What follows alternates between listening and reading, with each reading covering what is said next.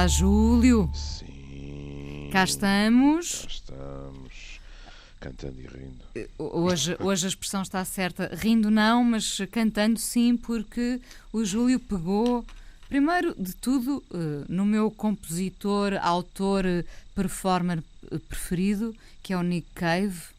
Bem, a vantagem das redes sociais, não é que eu posso dizer que desconfiava disso e não estou a ser indiscreto, não é? Quando se vai à sua página está lá o Nick É Cave, verdade, não é? com Portanto, um disco autografado por ele para mim, que foi ai uma sim, das coisas. ah, Uma das coisas mais bonitas que eu recebi, não é? De alguém hum, que aguentou firmemente numa fila durante horas para conseguir um autógrafo e é, pronto. Eu costumo dizer que é a coisa mais valiosa que tenho em casa é pronto. aquele disco autografado pelo Nick Cave. Eu arriscar-me a dizer que em vez de quem corre por gosto não cansa, é ao contrário. Quem espera por gosto não É cansa. verdade, é verdade. Bom, o Nick Cave para mim é um exemplo de como o artista se pode e deve reinventar, sendo que, para alguém que o segue há tantos anos, houve ali uma outra fase É, menos do meu agrado, enfim, mas poderá ser hum, do agrado dos outros, não pois, é? eu tenho Temos que dar essa conhecimento liberdade. superficial, tanto quanto sei, ainda por cima com uma tragédia pessoal pelo meio, não é? Agora recente, não é? Pois é. E, portanto, agora no início de setembro vai sair um novo álbum dele Ah, e, por todos os motivos, como imagina, há ainda mais expectativa claro, sobre o claro, que claro. Sim, sim. refletirão as letras deste homem depois de ter perdido um filho 15 anos, não de foi? 15 anos. Tinha um par de gêmeos e Uhum. perdeu um desses rapazes num acidente. Enfim, todas as mortes são estúpidas quando se tem 15 ou 16 anos, não é? Pois, e eu estava a pensar que toda a morte de um irmão é estúpido, mas a morte de um irmão gêmeo também é muito Também, complicado, não é? também. Pois é. E é curioso porque no documentário do Nick Cave, que esteve um documentário ficcionado, vá, Hum, que esteve em exibição nas salas não há muito tempo, há um ano e tal, 20 mil dias na Terra, o documentário acaba, curiosamente, depois de tudo o que se diz e conta do Nick Cave, ele próprio, sempre na primeira pessoa, convocando os amigos para esse filme, no fundo mostrando a sua família, os seus eleitos. hum. Depois disso tudo, depois de termos visto o que foi o rock and roll dele, os amigos, tudo o que fez dele maior, o documentário termina, curiosamente, com o Nick Cave num sofá, um homem normalíssimo a comer pizza com os seus dois filhos, com esses gêmeos. E, tragicamente, ficou sem um desses rapazes. Pois. Portanto, agora, como imagina, quando sair este álbum Skeleton Tree, no início de setembro, todos nós vamos estar, para quem o Hum, segue, sobretudo, como eu, não é? hum. Vamos estar em cima destas letras sobre a dor de um pai que ficou privado. Mas perdoa a ignorância do macaco, não é? Que como se diziam há anos atrás. Ah, há já alguma indicação de que, no fundo, os temas se refletem, digamos assim, sobre essa Não, dor ou não? não sei, não sei. Por Ah, acaso não sei até se não terão sido escritas antes disto ter acontecido, ah, mas acredito que não, acredito sim. que seja deste tempo. E Ok. como se sabe, isso também é um tema curioso, a forma como os artistas, de certa forma, rentabilizam ou reciclam a dor, não É é? verdade, basta lembrarmos um caso semelhante, no fundo, o Clapton, não Também, exatamente, é? exatamente. O Também um Júlio fala filho, aqui muitas vezes dele, é verdade. também um filho, o Tears in Heaven, Exato. é um verdadeiro hino, digamos assim, à saudade do puto. Não é? E portanto hoje quase Se que for, podia ter sido uma escolha minha, mas foi sua, ainda bem. não, isto é uma escolha, obviamente, de um não especialista, não é? Acho que todos nós conhecemos e gostamos do Into My Arms, não é? Você provavelmente teria uma escolha de especialista, qualquer coisa, qualquer pequena joia que eu não conheço. Mas eu devo confessar que escolhi esta também, porque também podia ter andado na discografia dele, porque me apeteceu. Vi-o também numa coisa na televisão, mas apeteceu-me, já não ouvia Nick Cave há muito tempo. Mas acontece que esta canção tem um primeiro verso que é muito apetitoso, porque reza assim. Para um Eu, agnóstico, para um agnóstico, mas não só, sabe? Eu não acredito num Deus intervencionista. E isto está logo pano para mangas. Porque ao escrever-se, eu não, a canção, como a Inês já disse, é o Into My Arms, portanto, para os meus braços, nos meus braços, pronto. Ao dizer-se eu não acredito num Deus intervencionista, imediatamente fica em cima da mesa a hipótese de um Deus não intervencionista. Um Deus que paire.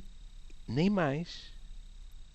Que paire e que resista à tentação, desculpe, o plebeísmo, de meter o bedelho. Verdade. Ora, ou de ajustar contas, ou de tentar um equilíbrio. Aí está. Ora, isso não é muito habitual na nossa tradição judaico-cristã. Porque, desde logo, no Antigo Testamento, acho que não há ninguém no seu devido juízo que possa pôr a hipótese daquele Deus não ser intervencionista. O Deus do Antigo Testamento faz de tudo. Se há alguém que esteja intimamente ligado a todos aqueles acontecimentos, é Deus. Que faz alianças, que propicia vinganças, que pede sacrifícios, etc. Pronto, completamente. Depois, acho que posso dizer assim, já o disse muitas vezes, mas estou no fundo no séquito de muitos crentes. Depois nós temos no Novo Testamento uma ideia de Deus cristianizado. Depois vamos ter o bom Pai, o infinitamente bom. O cuidador também. O cuidador. O que, comparado com o Antigo Testamento, uma pessoa fica com a sensação, mas este é o irmão do outro, quando muito, mas o mesmo não. Ou então... Este é um irmão desleixado? Não, ou então acordou diferente. Não foi. É que a imagem de Cristo, porque assim, pronto, não vamos entrar na Santíssima Trindade, nessas coisas, mas quer queiramos, quer não, nós, até pela nossa tendência a pensar a preto e branco, distinguimos quando pensamos em Deus, e Cristo, a figura de Cristo, que aliás é o maior exemplo de intervencionismo para os que têm fé. Nós não nos podemos esquecer que Jesus é o Filho de Deus e Filho do homem. Não há maior intervenção do que isto. Não há maior intromissão na nossa história, digamos assim. Ou seja... Intervenção, para usar a palavra. Exatamente. E até poderíamos dizer que Cristo foi um protagonista de muita intervenção também, diga-se de passagem. Estamos habituados a falar, por exemplo, da canção de intervenção.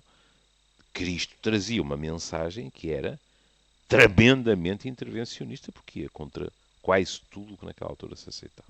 Mas é indiscutível que a mensagem de Cristo, de bondade, de amar o próximo, etc., eu diria que era inevitável, maquilhou a imagem que nós tínhamos de Deus do Antigo Testamento.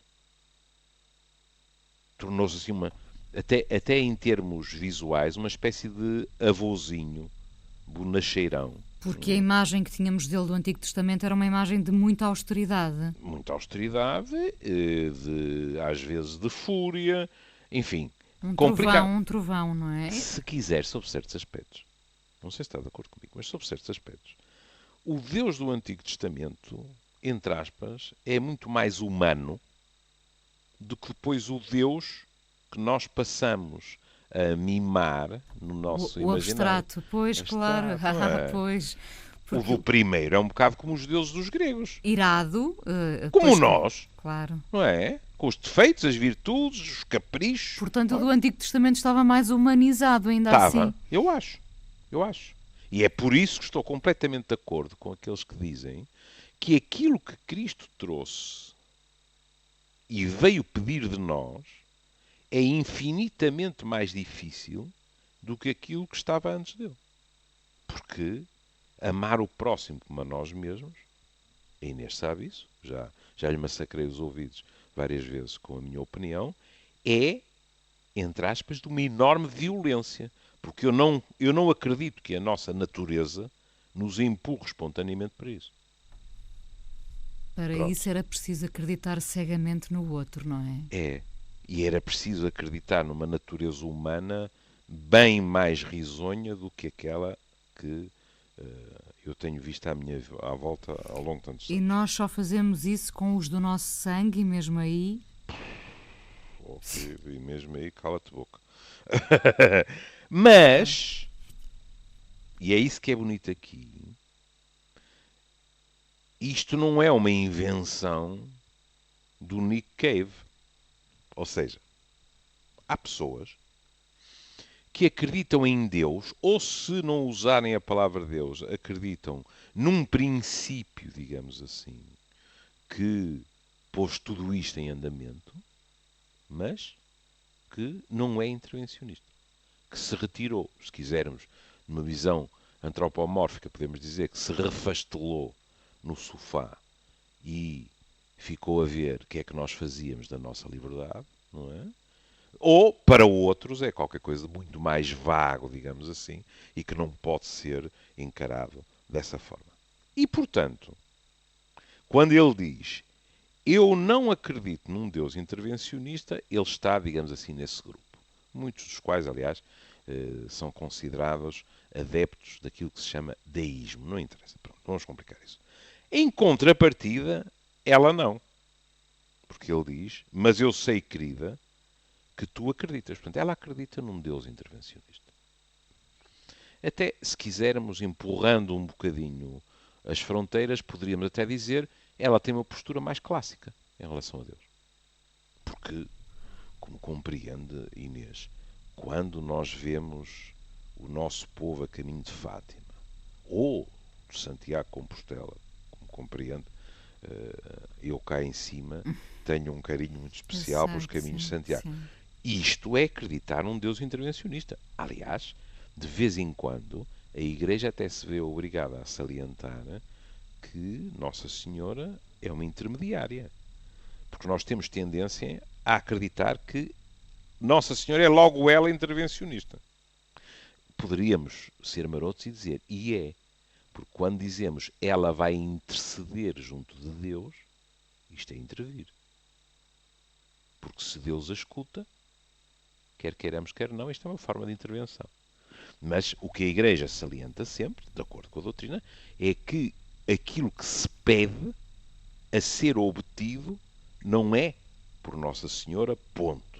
É pelo poder, posso arriscar-me a dizer isto, pelo poder amoroso que Nossa Senhora tem como mediadora, se quiser. É o Kofi Annan desta relação. Kofi Annan, o saudoso Kofi Annan, enfim. Cá para mim, você já está tão embrenhada na campanha do engenheiro Guterres que já tudo lhe puxa para as Nações Unidas. Podia ser. Ora bem, e portanto o que é que nós temos? Ou seja, ele está disposto, ele não é um cético, não é? Porque ele admite... Nem mais. Ele estende o tapete dizendo que... Ele podia dizer eu não acredito em Deus. Não é? E o que ele diz é eu não acredito num Deus intervencionista. Portanto, fica em aberta a hipótese dele acreditar, como se dizia, num Deus que respeita, e nós depois também temos a arcar com as consequências, respeita a nossa liberdade e as consequências dessa liberdade. Percebe, por exemplo, como quem defende uma posição destas não se vê atrapalhado com aquelas perguntas clássicas do género como é que Deus permite que morram não sei quantas criancinhas no Mediterrâneo ou qualquer coisa assim. É curioso, porque sendo assim não pediríamos contas a Deus. Claro que não. Nesse Deus não intervencionista. Claro que não, mas devo-lhe dizer uma coisa, que é assim, mesmo acreditando num Deus intervencionista, eu compreendo o desgosto das pessoas, a revolta das pessoas, muitas vezes, mas, se é que se pode falar assim, não é uma queixa justa para a ideia de Deus. Porque se Deus existe e nos tornou livres, a liberdade tem consequências. E mesmo sendo Deus omnipotente, omnipresente, tudo o que quiser, já imaginou o que seria a trabalheira de Deus a corrigir todas as consequências sinistras das nossas malfeitorias? Tinha que contratar muita gente, não é? Nem mais. E 24 sobre 24, não é? Pronto, bom. Tinha que haver uma linha direta àquilo com que sonhamos todos, não é? Exatamente. E, portanto, não é justo, perante as tragédias provocadas por nós, enquanto seres humanos, de repente voltarmos para o céu e dizer, então, tu deixaste-me sozinho. Pronto. ou bem que somos livres e assumimos essa responsabilidade. E agora, a Inês pode dizer assim, mas então, e aí onde é que se insere a noção, por exemplo, de milagres? Se a Inês reparar, olhe, por exemplo, o nosso comum amigo, embora mais próximo de si, o Anselmo Borges, mas muitos como ele, eles não são grandes fãs da questão dos milagres. Porque dizem, e para mim faz sentido, que se a fé é muito virada para a esperança de que Deus agora rapa de um as da manga e safa-nos disto, daquilo e daquele outro, que isso é uma visão de Deus que não é verdadeiramente aquela que se quer passar e aquela em que eles acreditam. E é muito curioso verificar como até muitos padres, quando citam o Evangelho, repare nisso, se é que já não reparou, vão utilizar muitas histórias em detrimento dos milagres que lá estão. Precisamente, na minha opinião, para dissuadir as pessoas, os crentes, de uma certa visão de toma lá, dá cá. Eu rezo e tu dás-me o troco. Que é assim um bocadinho comercial, se quiser. Pronto. Mas, portanto, ele não acredita num Deus intervencionista. Fiquem abertos, ele acredita realmente num Deus qualquer. Mas ela acredita. Mas ela acredita. E por causa dela, ele estava disposto. Cuidado, porque ele diz, mas se eu acreditasse... Isto é muito belo. Se eu acreditasse naquilo que tu acreditas, portanto, ele continua a manter as distâncias. Continua a dizer, eu continuo a não acreditar. Isto é um condicional. Se eu acreditasse, então que é que eu ia pedir? Pois aqui, na minha opinião, a Inês dirá, aqui aparece o talento do letrista. Porque ele disse, eu não acredito num Deus intervencionista. E agora diz, mas se eu acreditasse, minha querida, mas tu acreditas, mas se eu acreditasse, eu ajoelhar-me-ia e pedir-lhe-ia para não intervir. Está a ver como ele joga com o verbo. Que não tocasse num único fio de cabelo da tua cabeça, que te deixasse da forma que tu és. Mas a seguir... Mas isto é delicioso, não é? Mas se ele achasse que devia intervir, ou seja, como está no poema, que devia dirigir-te, então que te dirigisse para os meus braços. E isto é uma deliciosa maroteira, À não é? À procura de um Deus justo, no fundo, não é? Um Deus, realmente, que não tem favoritos nenhuns. Claro. São aqueles dois braços por acaso. Exatamente, não é? Quer dizer, eu estou aqui em João de Barros, não é? Eu não acredito num Deus intervencionista. Mas se acreditasse, eu dizia-lhe para ele não tocar num cabelo da minha amada, nem isto, nem aquilo. Deixe que a dirigisse não para a rua Alfredo Caio, nem sequer ali para a frente, para o velho campo da pasteleira, mas, como é evidente, para os Barros. E já, mas no meu número e no meu andar. Não é? Pronto, já agora. Não é pedir pouco. E vem o famoso refrão, não é? Into my arms, oh Lord, into my arms. Para os meus braços, ó Deus. Para os meus braços. E a seguir, também com lógica, se ele não acredita num Deus intervencionista, seria complicado acreditar nos anjos. Seria mais complicado? Acho que sim. Porque os anjos... não são a materialização de Deus. Não, mas são muito encarados como os emissários. Por exemplo, o anjo da guarda. Eu lembro perfeitamente, não estou a dizer que hoje em dia isso não aconteça, mas lembro perfeitamente de eu ser jovem e de haver amigos e amigas minhas que rezavam ao seu anjo da guarda. Que era uma espécie de anjo particular. Espécie não, era mesmo isso. Ou seja, a ideia que se tem dos anjos também é uma ideia intervencionista. Desde logo, um que se chama da guarda, das duas uma, ou ele cumpre o dever dele e guarda-nos e está a intervir, ou então está, entre aspas, a pecar. Não está a fazer aquilo que devia fazer. Não é? Na própria história do cristianismo, como é que Maria sabe que vai gerar Jesus? Porque o arcanjo vem dizer. Há um emissário. É um emissário. E ela exprime a surpresa natural. Ela diz, mas como é que eu posso ter um filho se não conheço o homem? E no fundo a mensagem, em linguagem terra a terra do anjo, é cada um trata das suas coisas. E eu estou-te a avisar. Vai ser o filho de Deus e do homem, etc. E dessas minudências de como é que tu tens um filho sendo virgem, trato eu. Como é evidente, trato eu no sentido de eu sou o emissário, não é? Pronto. E, portanto, ele diz, eu não acredito na existência dos anjos. Mas olhando para ti, eu pergunto-me se é verdade. É muito belo, outra vez, não é? Porque em cima, ele assume uma discordância com ela. Eu não acredito num Deus interventivo. E tu acreditas. Não vem daí o mal ao mundo. Sobretudo se nos amamos. Mas aqui, ele desliza. Por amor dela. Porque diz, eu não acredito na existência dos anjos, mas ao olhar-te, ou seja, ele está a dizer, tu és angelical. Ao olhar-te, uma pessoa fica quase na dúvida de, mas se ela é assim, que direito tenho eu de duvidar da existência de anjos? Ou, acrescentaria eu, de outros anjos. Não é? É evidente que outro tipo, não é? Eu não penso que ele esteja apaixonado por um anjo da guarda, mas é muito bonito porque é a mistura do terreno e do divino, digamos assim. Ela é angelical. E lá vem ele outra vez. Mas se eu acreditasse, não é? Eu convocá-los-ia todos. É tão engraçado como ele se vai defendendo ao longo de todo o poema, de toda a canção. Porque isto tem uma estrutura sempre muito parecida, sim, não é? Sim. Ele diz uma coisa e depois, mas se eu... Pronto.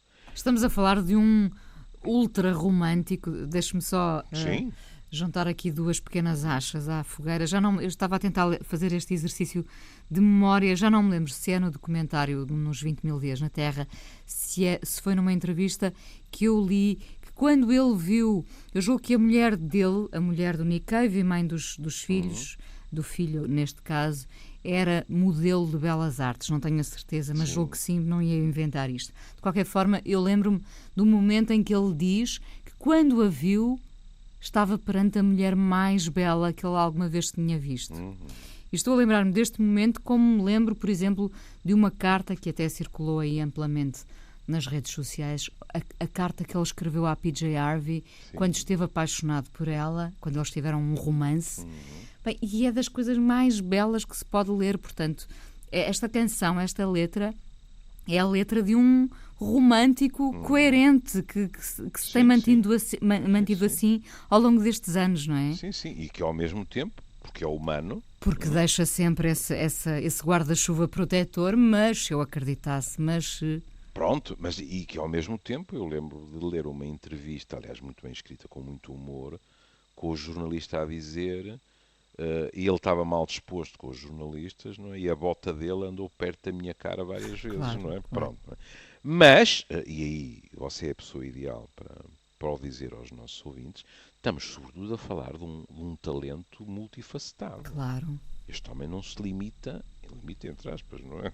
Às vezes nós por uma canção pensamos, eu dava um braço para ter composto isto. Mas é assim, não se limita a compor canções e a cantá-las. Este homem tem incursões no cinema, etc. Portanto... Olha, a última edição escrita de livro que ele tem é uma edição em sacos de enjoo de avião. Ele escreveu poesia durante a sua última digressão. Ele escreveu uma série de poemas em sacos de enjoo no avião e publicou-os. Portanto, poesia... É engraçado porque você contando isso, com um psi do outro lado, a associação livre é imediata, que é isso é a materialização de um outro tipo de enjoo. Não me admiraria que a partir de uma certa altura ele já estivesse enjoado a digressão. De certeza. É. Ainda hoje é engraçado porque ainda hoje me enviaram uma pequena entrevista já muito antiga dele no Japão, em que ele se prepara para começar a tocar e há uma senhora japonesa, não é? Que faz uma introdução em japonês, naquele japonês rápido, e vê-se perfeitamente a cara do Nick Cave. Há muitos anos, atenção, Sim. ainda era um rebelde, hoje é Sim. menos rebelde. Ele está a olhar para ela com um ar que faz medo. E depois... Oh Lord, porque eu, não é? Exato. E depois ela pergunta-lhe o que é que ele quer estar a fazer daqui a 10 anos. E ele, a primeira coisa que diz é: quero ser deixado em paz e quero continuar a fazer as minhas canções. Pois, isto. Claro. Porque, Inês, quer dizer, nós de vez em quando, na nossa escala liliputiana, sentimos o mesmo, não é? Aquela satisfação de fechar a porta atrás de nós e do silêncio, os nossos discos, os nossos livros, etc. Porque, quer queiramos, quer não, temos vidas que são muito públicas. Mas é uma escala completamente diferente, não é? Esta gente, de vez em quando, deve ter momentos em que passa o exagero, odeia tudo o que tenha duas pernas e dois braços que passe perto. Imagino o que A significa pressão deve ser brutal, estar não é? horas a dar autógrafos. Não... Crevo, quer dizer, eu às vezes vejo e penso assim, ele deve estar a pensar, porque é que não me dão um carimbo? E eu pimba, pimba, pimba, e era mais simples, não é? Pronto. Ora bem, Vamos a isto, voltando. que senão não temos tempo. Está bem. E portanto ele está a dizer, eu convocaria todos os anjos. E pedir-lhes-ia, cá está a ideia do anjo da guarda, e pedir-lhes-ia para olharem por ti, para cada um acender uma vela por ti, e para tornar o teu caminho claro e luminoso, e para caminhar como Cristo. Atenção, que a comparação não é com nenhuma atriz da moda, ou seja o que for, ou não. Ele compara a Cristo na graça e no amor. E guiarem-te para os meus braços. E lá vamos nós outra vez. Nos meus braços, para os meus braços, meu Deus, e o refrão. E agora, o que é que ele faz? Ele faz a convergência. Porque até agora ele começou, digamos assim, duas séries de versos, marcando a diferença entre eles, mas como o amor dele, de certa forma, se quiser, vai aplainar essa diferença. Ele agora diz, mas eu acredito no amor e eu sei que tu também. Portanto, aqui, e não é um exagero, pelo menos de acordo com o que os sociólogos dizem, dizer sem aspas, aqui eles encontram uma religião que é comum. Que é o amor. Porque ele não acredita no Deus intervencionista, mas no amor ele acredita. No amor ele acredita. E ela também. E ela também. E não é por acaso que ao longo de centenas de anos, de vez em quando, o amor foi descrito como uma forma de religião. E, diga-se, nestes tempos mais recentes, de sociedades, pelo menos na sociedade ocidental em que vivemos, de sociedades mais laicas, há autores que dizem que, de certa forma, o amor ocupou espaços que anteriormente estavam na posse das religiões. Porquê? Porque o amor é encarado como uma forma de transcendência. Através do amor, nós saímos de nós mesmos. Nós somos melhores ou piores, mas somos diferentes, digamos assim. Não é? Portanto, aqui... No fundo, a religião também procura essa transcendência em mais, cada um de nós, não é? Por definição, uma religião é uma busca da transcendência. Ora bem, e então ele diz, e eu acredito em algum tipo de caminho que nós podemos seguir, eu e tu. Portanto, mantenhamos as velas a arder e torna a tua jornada brilhante e pura, de maneira que, agora aqui há uma frase que me deixou sempre com a pulga atrás da orelha. Porque ele diz assim, de forma a que ela continue a voltar sempre e cada vez mais para os meus braços. E eu pensei assim, com assinamável espírito lógico, para ela continuar a voltar, mas se ela volta, é porque se foi embora. O que é que, verdadeiramente, o que é que ele está a dizer? Isto é meramente... Está a assegurar-se que ela volte? É, mas de que maneira? Isto é meramente uma figura de estilo, que é assim, ora volta para os meus braços agora, daqui a 30 segundos, daqui a 1 minuto, e mantém-te nesse ritmo. Ou isto traduz algo de mais complexo, que significa que, quando estamos separados, e já o estivemos, seja por que razão for, acabamos sempre por voltar a estar nos braços um do outro. É evidente que ele descreve sempre mais o movimento como sendo de ela para ele e não dele para ela, não é? No fundo tem medo que a fé lhe falte e que ela um dia não volte para ele. Isto é uma interpretação com piada, não é? Porque é assim, em teoria... Ele acredita que ela volta sempre, não é? Nem mais, mas... da maneira que ele escreveu o início da canção, até mais do que o início, em teoria, o regresso dela, o sistemático, podemos dizer assim, o sistemático regresso dela para os braços dele só depende da vontade dela, e agora permita-me o cinismo, e de eventuais tropelias dele, ela aturar ou não aturar, perdoar ou não perdoar. Mas, seguindo a sua sugestão da insegurança, do medo de a perder, é assim, eu não acredito em Deus, muito menos num interventivo, mas se acreditasse, eu ficava mais reconfortado, porque com um bocado de sorte, tu querias voltar e ele também te impelia para os meus braços. Ora bom, eu sentir-me-ia mais certo de que voltarias sempre para o pé de mim.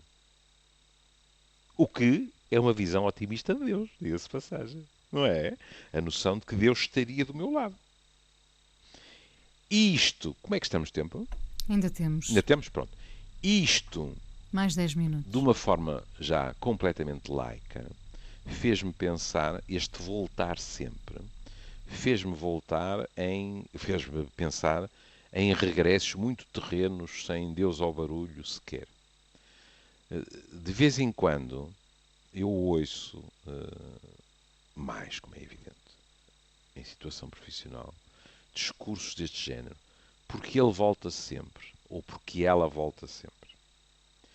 E num registro de relações que são consideradas sem futuro, mas em que o outro ou a outra volta sempre e nós não temos coragem para não o aceitar.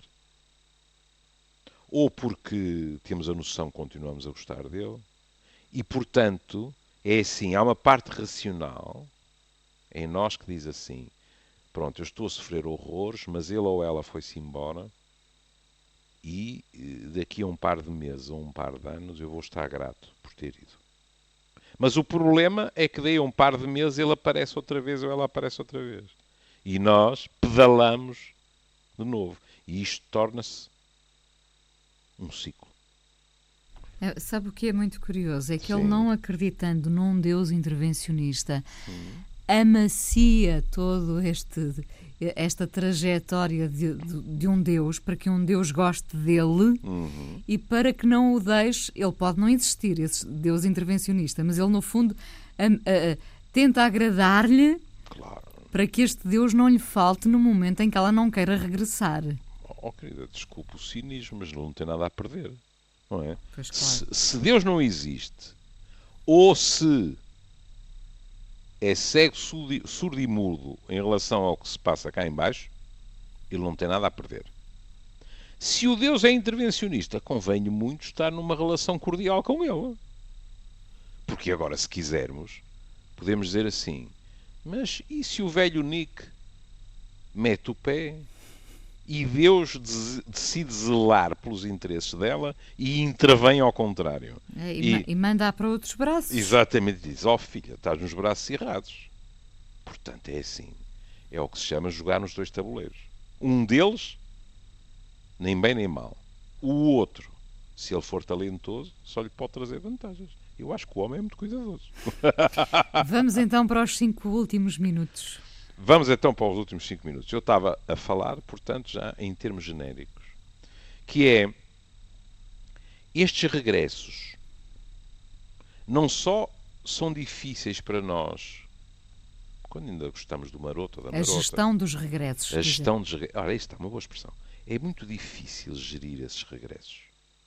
Porque se nós ainda gostamos do maroto ou da marota, como é evidente, há algo entre nós que nos empurra para abrir os braços. Depois, do outro lado, a dinâmica que está por trás dos regressos, de vez em quando, não é melhor. Porque nós podemos ferver em pouca água e bater com portas e depois descobrir que continuamos a gostar daquela pessoa de uma forma verdadeiramente possível. Possível no sentido de que nós continuamos possuídos pelaquela pessoa. E voltamos, arcando com a responsabilidade e com a hipótese de não sermos aceites. Mas outras vezes estes regressos têm razões... Eu ia fazer um julgamento moral, o que é perfeitamente habitual, todos nós os fazemos, mas se calhar é melhor não fazer o julgamento moral e dizer outra coisa. Tem razões de mau prognóstico, que é quando as pessoas regressam por um sentimento de posse. Como assim? De posse de quem? Do que recebe ou do que... Do que recebe. Ou seja, quem partiu regressa, por exemplo, porque teme que quem foi deixado possa encantar-se por outros braços, para empregar a sua imagem. E Então vem, é mais forte o sentimento da posse do que o amor que verdadeiramente sente. Exato. E isso é de muito mau prognóstico. Porque regressar com as orelhas um bocadinho em baixo e disponível para uma ou duas reguadas, porque saltou-nos a tampa, por exemplo, metemos o pé, mas descobrimos ao mesmo tempo quão importante o outro é para nós, é uma razão. Podemos não ser aceites. Mas também podemos ser aceites e a relação até se tornar mais forte depois disso. Regressar só porque, consciente ou inconscientemente, nós decretamos que para o outro, depois de nós, o dilúvio, ou eventualmente o convento, isso não é uma boa razão. E vamos fazer mal ao outro porque, se ficarmos juntos, vamos dar-lhe uma vida, muitas vezes, de muito má qualidade. E o mais provável é que, assim que o nosso narcisismo estiver aplacado, nós tornamos a desarvorar. E, como diz o povo, nem o pai morre, nem a gente almoça. Verdade, verdade. Quer terminar ou quer uma conclusão? Temos 2 minutos ainda. Temos 2 minutos. Olha, poderia dizer-lhe uma coisa, que é uma canção destas, na minha opinião, traduz algo que é assim. É demasiado simples nós dizermos acredita em Deus ou não acredita em Deus, ou nos deuses. Pronto, nós temos tendência a falar do nosso, não é? Mas este tipo de canção, na minha opinião, traduz o facto de haver em nós, quase sistematicamente, uma nostalgia de religiosidade. Não é de religião, é diferente. Não é da religião... Extensível à fé do amor? É que também.